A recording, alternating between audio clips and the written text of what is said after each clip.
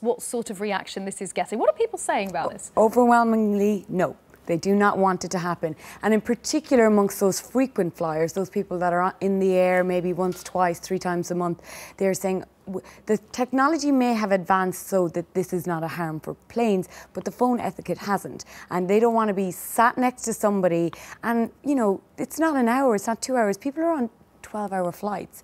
You don't want to be sat next to somebody having that conversation. So everybody was saying no. I didn't find anybody that wanted somebody to have a phone conversation. But the only thing that they did say was it's okay for emails, maybe even text, but not for phone calls, not in the air.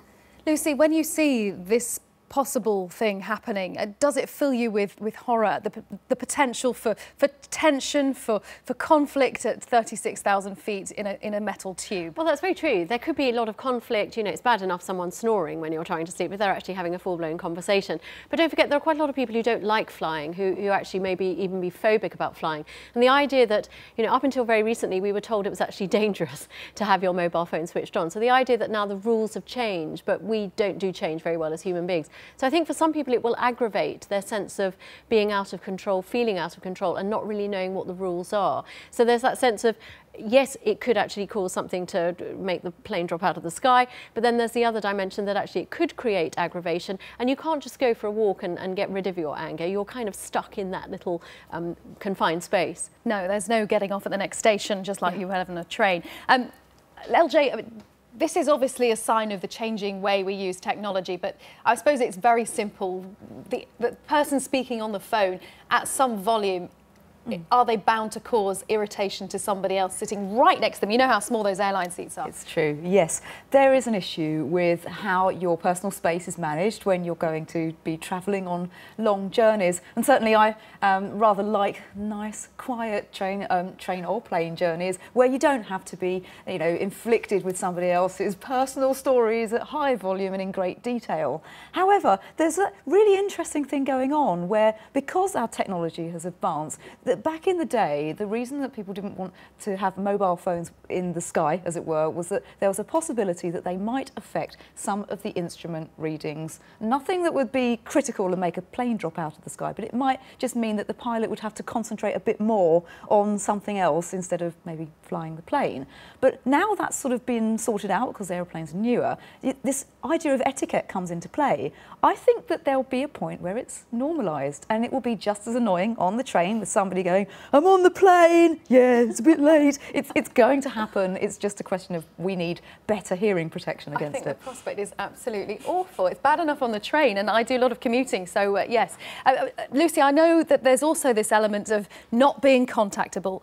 That's actually quite good for us, is it? I mean, for that, however many hours on a plane, absolutely, being out of reach. It is hugely important that we can actually downsize the amount of time that we have attached to pieces of equipment and technology, because we're losing those skills that we used to have when we would actually go into someone's office or actually have a face-to-face communication with them.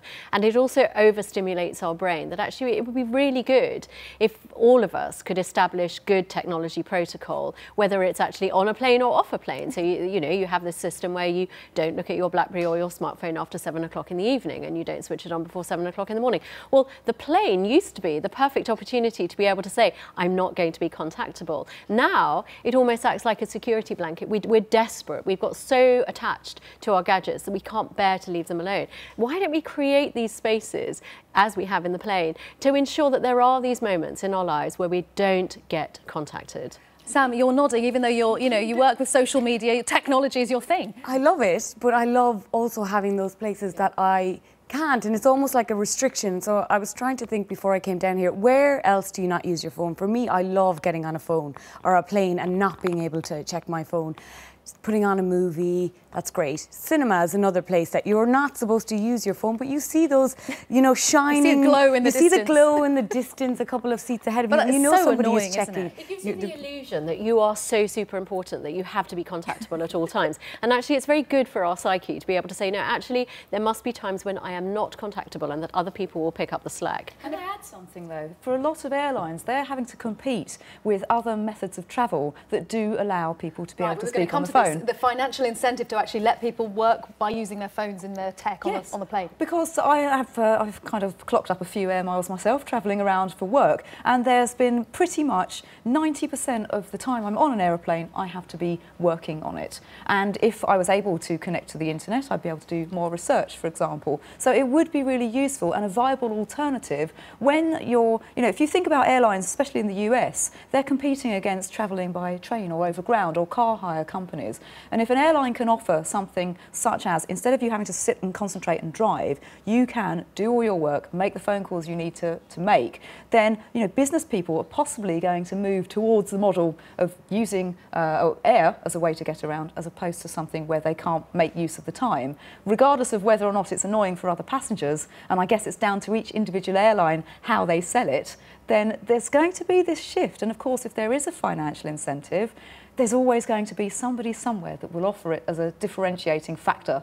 Buy this seat and you'll be able to make phone calls. I think the vast majority of people in particular talking about this online are happy for business people to get on their email, use their phone, email to your heart's content. Is it the leisure content. travellers who are the problem? It's the leisure travellers telling their most intimate personal details while sitting next to you on a phone, next to you on a plane. And I think a lot of people, when they're on a plane, we talked about this earlier, how their emotions are heightened. So if you watch a weepy movie, you're probably more likely to cry.